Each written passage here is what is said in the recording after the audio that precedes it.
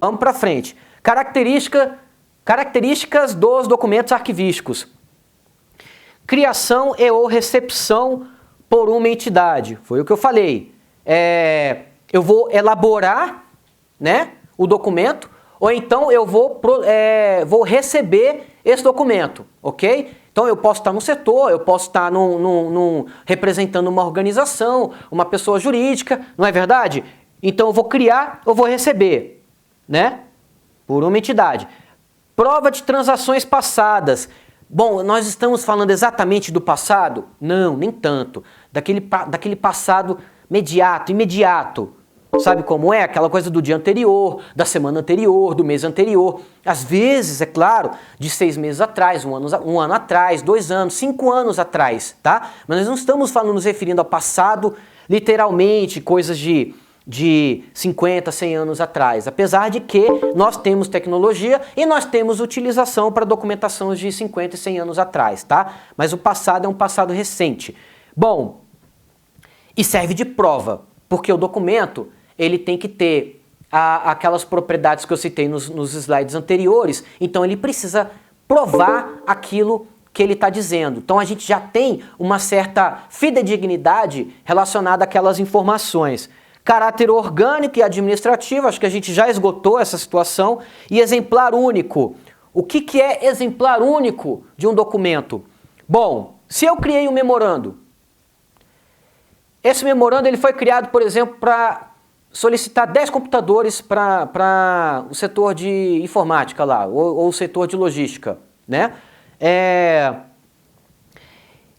Eu solicitei, ou meu chefe solicitou determinados computadores em determinadas quantidades, num determinado dia, né, para determinada situação, ou seja, com determinada justificativa. Se daqui a 10 dias eu precisar fazer nova solicitação, vai ser outro documento.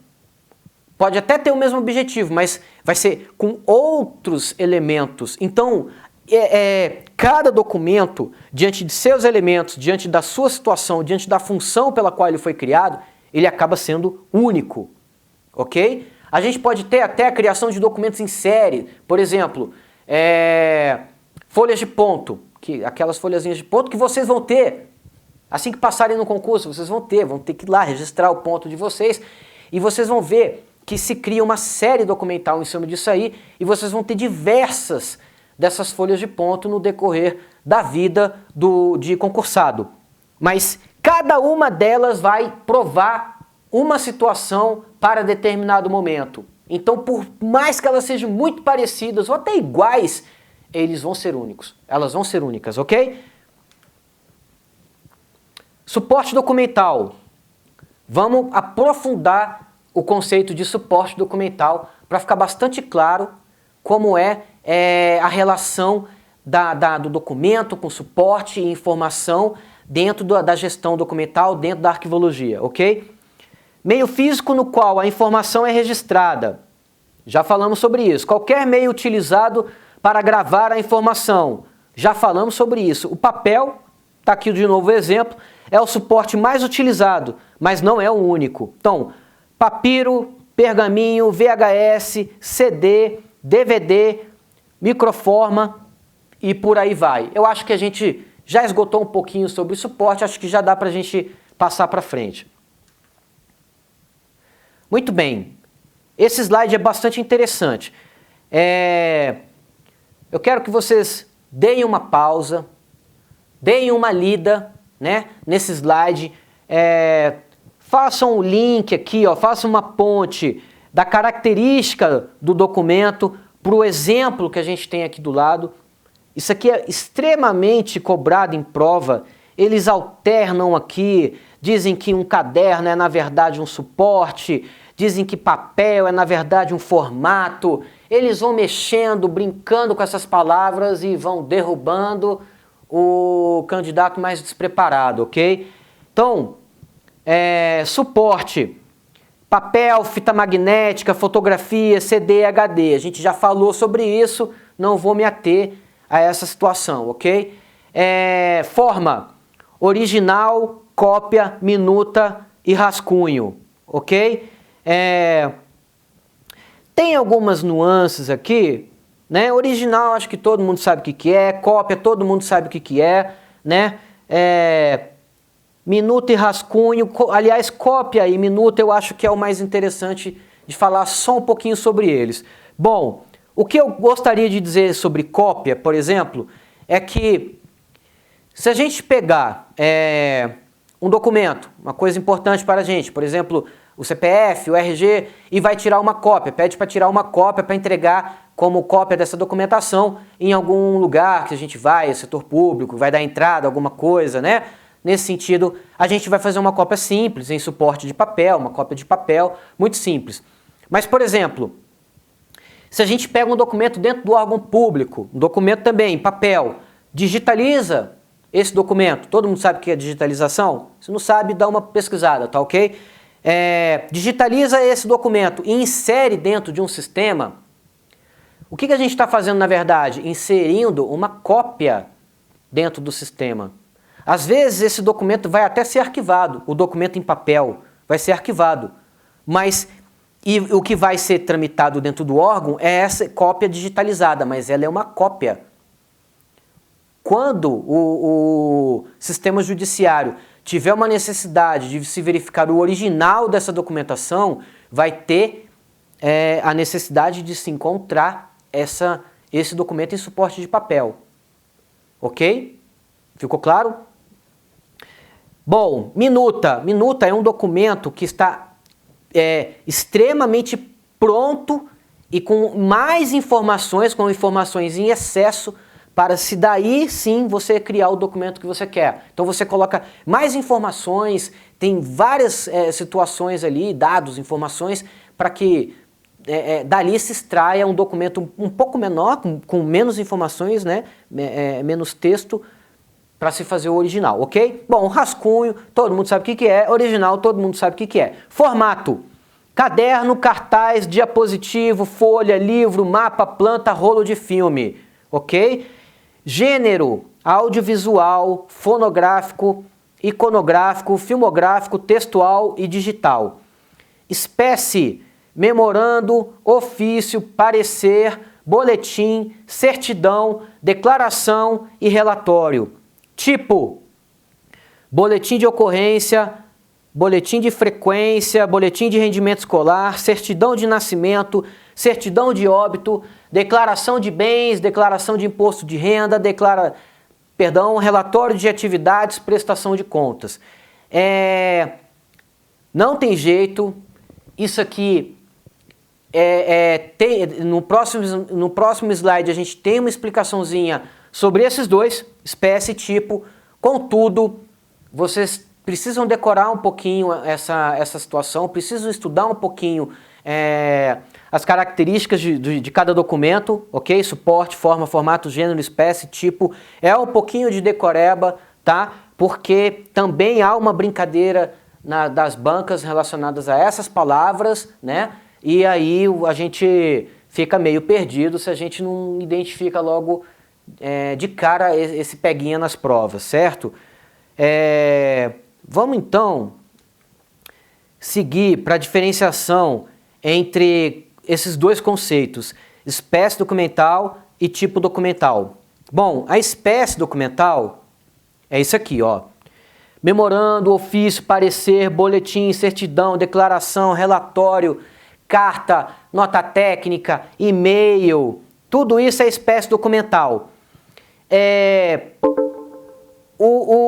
A espécie documental, são séries documentais. Você cria uma série de memorando, você cria uma série de ofício, uma série de parecer, boletim, certidão. Você cria diversos desses documentos, né? Aí cada um é único, cada um tem um valor, cada um tem uma função, cada um é para uma coisa, solicitar uma coisa, receber uma coisa, né? Mas necessariamente eles são iguais no formato. Então tem o formato de memorando, tem o formato de ofício, tem o formato de parecer. Então as espécies documentais são esses documentos isentos de função. Eles são meros documentos que se repetem, ok? Já o tipo documental, ele nos aparece assim, com um certo valor agregado. O que eu estou querendo dizer? Boletim de frequência. Então não é só o boletim, é um boletim de frequência. Então percebam que tem o documento, mas tem uma função para esse documento, boletim de frequência. Então, para ilustrar bem, ó, boletim de ocorrência. Então aqui o boletim é a espécie se repete. E dessa vez a função que ele assume é de ocorrência, como se fosse policial. Estão percebendo a diferença, a nuance do negócio? Então, se a gente tem a espécie e a gente tem a função, aí que a gente vai ter o tipo documental, espécie mais função.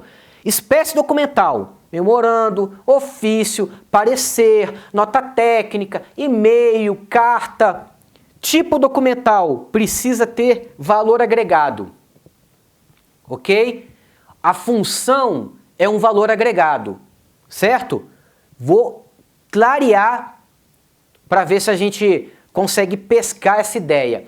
As bancas perguntam muito sobre isso, geralmente tem uma, duas, às vezes 3 questões relacionadas ao tipo documental, e eu trouxe aqui um esqueminha de um dos meus professores lá da UNB, tá? Na verdade, isso é o que eu chamo de insight, né? Esse é um verdadeiro insight, mas eu tenho que concordar numa coisa, nem todas as bancas aceitam isso aqui como verdade absoluta, tá? Como tipo documental é um conceito extremamente difícil de entender, isso aqui vai clarear a nossa cabeça, tá? Mas então não é a fórmula, ok? Não é o macete, é um mecanismo que foi criado, né, para a gente poder entender melhor o conceito de tipo documental. Vamos lá. O tipo documental e a locução adjetiva. Locução adjetiva, né, como a gente sabe, é a locução adjetiva da gramática, do nosso português, ok? É um conjunto de 2 ou mais palavras que juntas atuam como um adjetivo caracterizando um substantivo.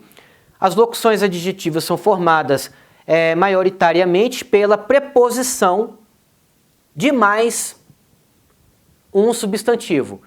Vamos lá, ó, eu coloquei aqui a locução adjetiva do lado esquerdo, tá? E ficou ao contrário aqui, mas agora que eu estou percebendo a gente vai alterar aqui, beleza? Então, aqui está a locução adjetiva, aqui está o tipo documental, certo? Queria que vocês observassem o seguinte, ó, certidão de nascimento.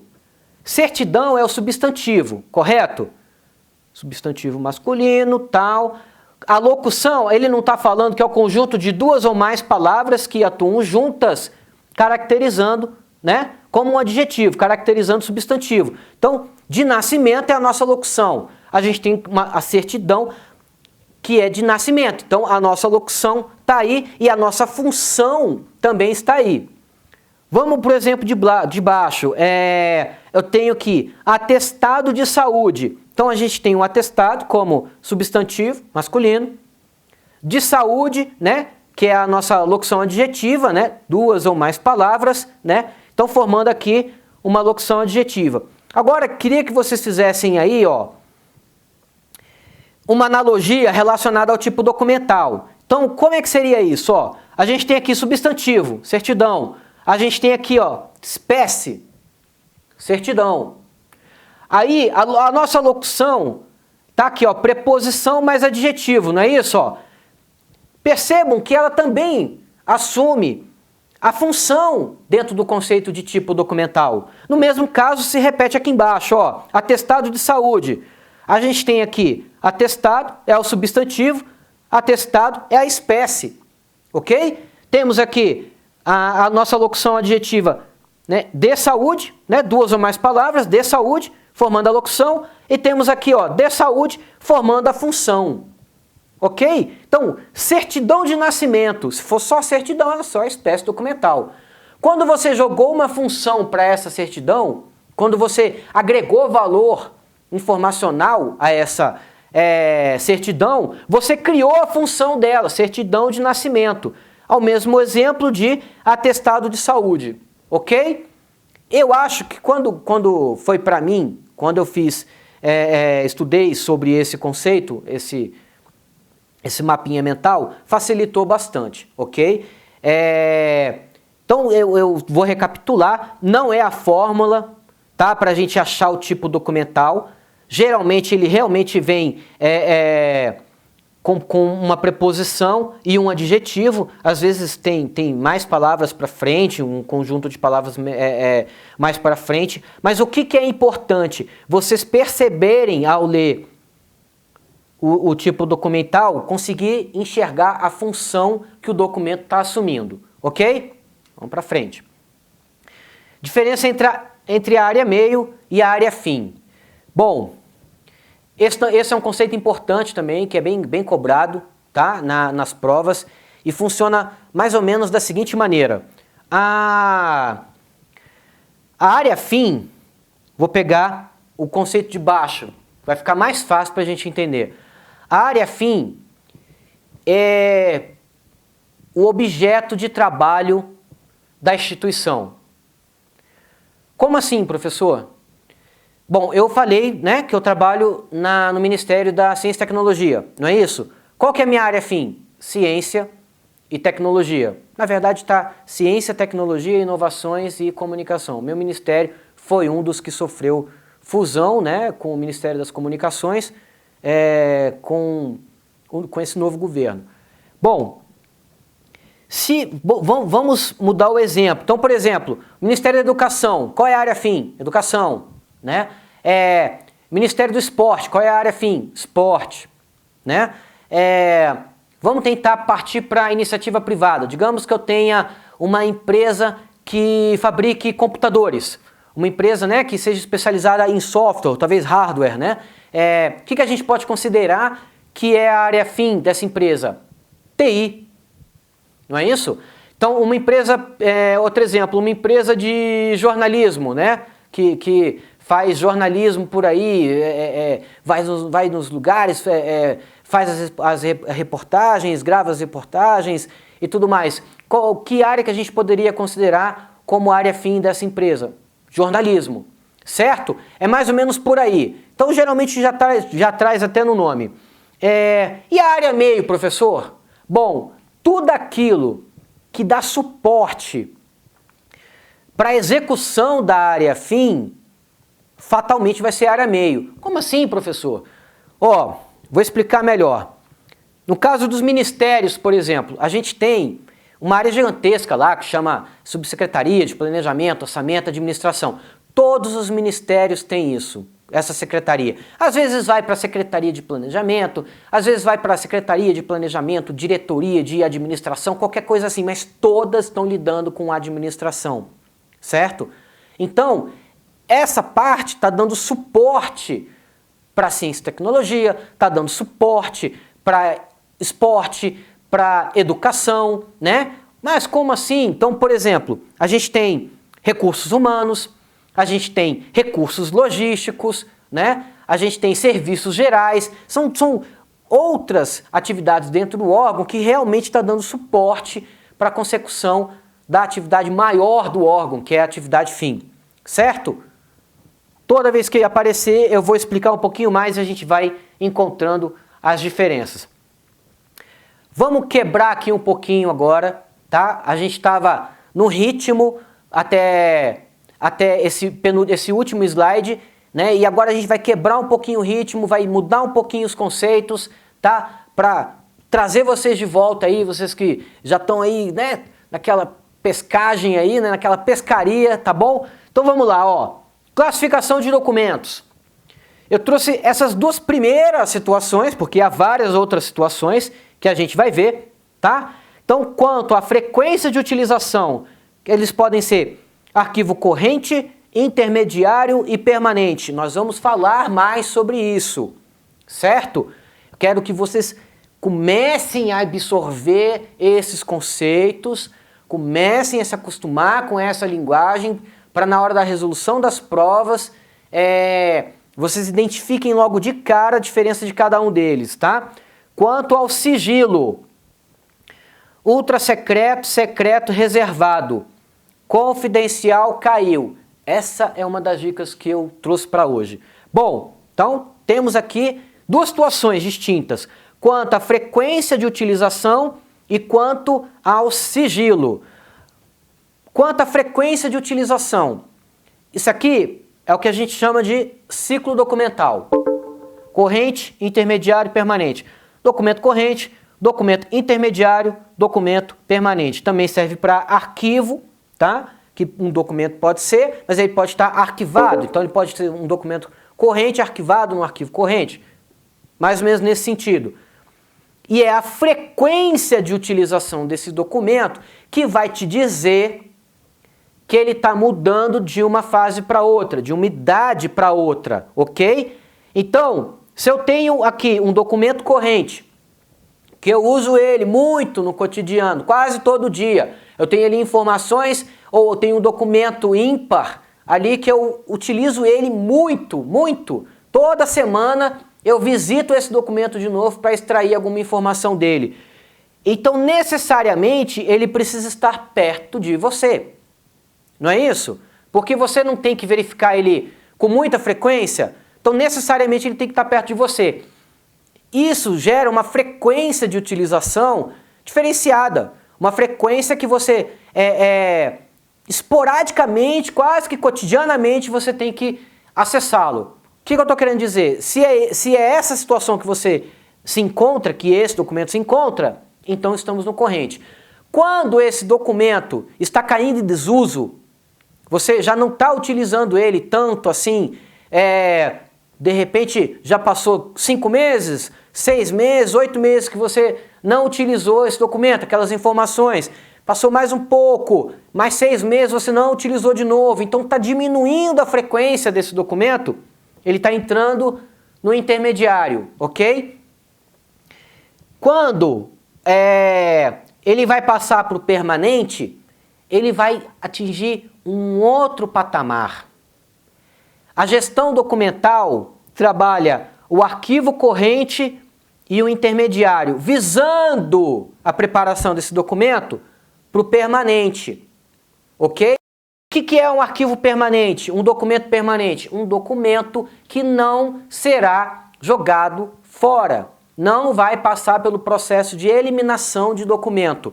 Ele vai ficar permanentemente sendo guardado, porque é um documento vital, porque as informações ali são vitais para o órgão. Professor, dá um exemplo. Vou dar um exemplo. O regimento interno desse órgão, de qualquer órgão, o estatuto de institucionalização desse órgão, ok? Então é um documento que precisa estar sempre disponível até para questões históricas, questões probatórias, novas análises, novos arranjos, entende? Mas ele é de vital importância para a instituição pública ou privada e aí ele é de cunho permanente, certo? Vou recapitular. A gestão documental, ela trabalha o arquivo corrente e o intermediário, visando o permanente, tá bom? A gente vai aprofundar mais esse conceito, mas já é bom exaustivamente ficar repetindo. Bom, quanto ao sigilo, essa classificação aqui, ela está relacionada à Lei 12.527. Contudo, a Lei 12.527 não vai ser objeto do nosso estudo. Eu vou falar um pouquinho sobre ela, porque para entender de gestão documental é necessário essa explanação, né? Mas vamos ficar um pouco mais superficial. Há de se verificar, né, essa norma, há de se fazer algumas leituras dessa norma, porque ela realmente deve ser cobrada no concurso da Anvisa, certo? O CESP gosta muito de trabalhar a legislação pertinente. Bom, nós temos aqui 3 categorias e uma em vermelho. Por que essa está em vermelho, professor? Porque ela foi revogada, tá? A Lei 2.527 apresenta apenas 3 categorias. A norma anterior apresentava 4, que é justamente essa aqui que está em vermelho. Por que eu botei em vermelho? Para você lembrar. Por que você escreveu caiu, professor? Porque você precisa fazer associações para lembrar, ok? Então, referencial é o que mais parece com caiu. Então, agora você não vai mais esquecer. A classificação de sigilo confidencial, perdão, acho que eu falei outra coisa, mas a classificação de sigilo confidencial caiu. Confidencial caiu, ok? Temos apenas essas outras 3, ultra secreto, secreto e reservado. Também vamos aprofundar no decorrer da aula.